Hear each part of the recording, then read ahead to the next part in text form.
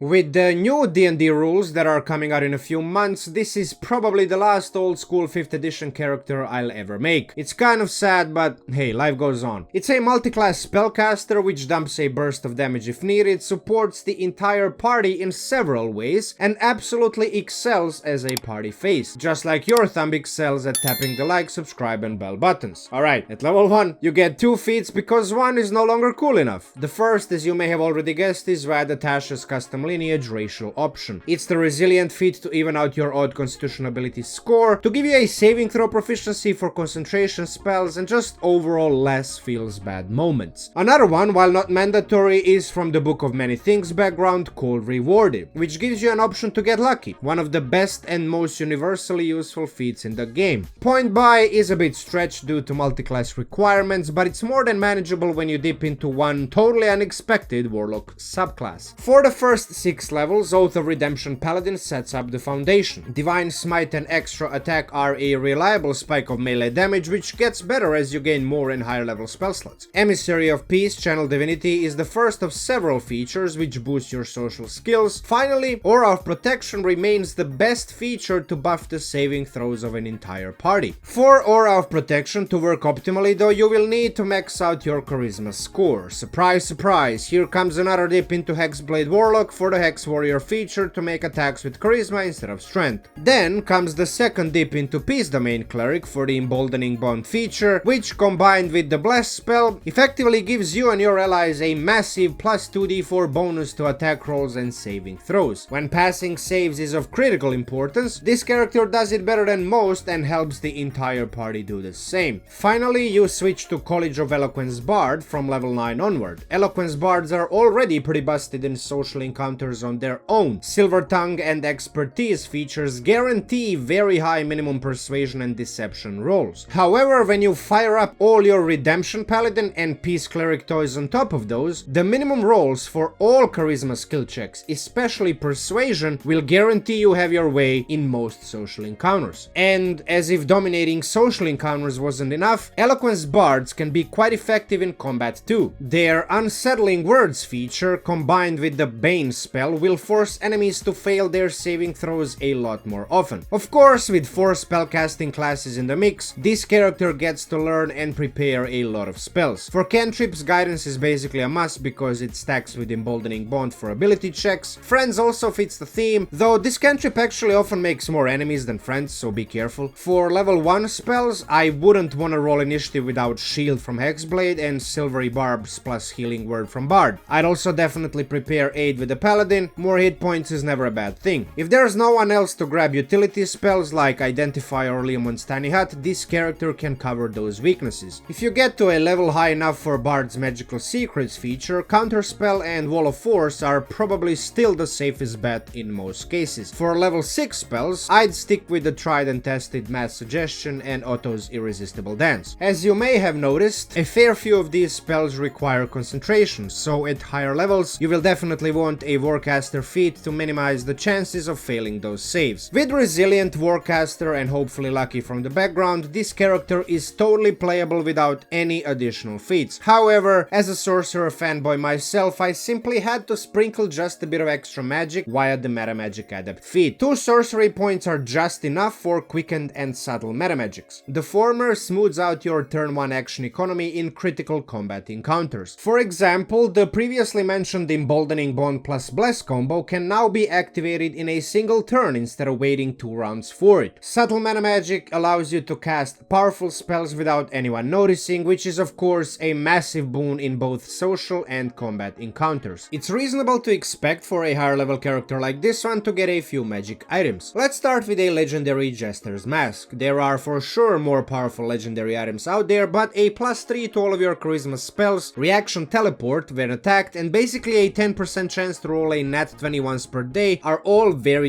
useful traits. +3 Amulet of the Devout is the next best thing, because on top of improving your spells, it gives you 1 extra use of that very good channel divinity. Add a +3 Fate Dealer's deck to the mix, and you're looking at a massive +9 bonus to spell attack rolls and spell save DC. If you wanna lean more into the bardic magic, +3 Rhythm Maker's Drum gives you 1 more use of a bardic inspiration and makes Unsettling Words even more, well, I don't know, unsettling. These are all all very rare and legendary items, and it's rare to see even a level 20 character with that much high-end gear. It's perfectly fine to settle for lesser +2 and +1 variants because the additional traits and benefits are the same for all. If all these are off limits, then you should maybe take a look into some of the less rare instruments of the Bard's variants. It's never bad to have a few more spells. And if spells are what your DM likes throwing at you, then Mantle of Spell Resistance for advantage on saving throws against them is about as good of a chance you can get to pass most of them. If rolling initiative happens often, which is how it is on most tables, you would still want your armor class to be as high as possible just to get hit less often. Preferably a +3 plate and a +3 shield, but any lesser variants are of course better than nothing. With an emphasis on support, control and social interactions, increasing this character's charisma score before grabbing the feats actually makes a lot of sense. You will be casting level 2 spells for a while and won't really need Warcaster feat until you start learning those higher level Bard concentration spells. Metamagic Adept, while convenient, is optional to begin with, so I left it for your last ability score improvement. That said, you can definitely swap the order of feats and charisma improvements to your liking, especially if you had a bit of luck with rolled stats instead of your typical point buy limits. The thematic blend among the 4 different classes this character is comprised of allows for many different routes in terms of roleplay. On one hand, you have the Redemption Paladin and Peace Cleric, which drive this character towards more honorable and valorous moral principles. On the other hand, becoming a Hexblade Warlock, even for just a 1 level dip, shows a more violent, darker side of a character willing to compromise for more combat power. All that is then neatly wrapped in up to 12 levels of Eloquence Bard, which I'd imagine isn't about lying, cheating, plotting and scheming to influence the social structures. I'll post a bit longer, deeper dive into this character soon. In the meantime, the detailed breakdown is on my Patreon. It's entirely optional, always has been, but the option is there. Special shoutouts to all the patrons for continued support. It means a lot. I know, new content has been sparse for a long time, and I'm actually looking forward to new rules coming out this year, if nothing but to explore some fresh new character creation options. Alright, that's about it for this video. Take care,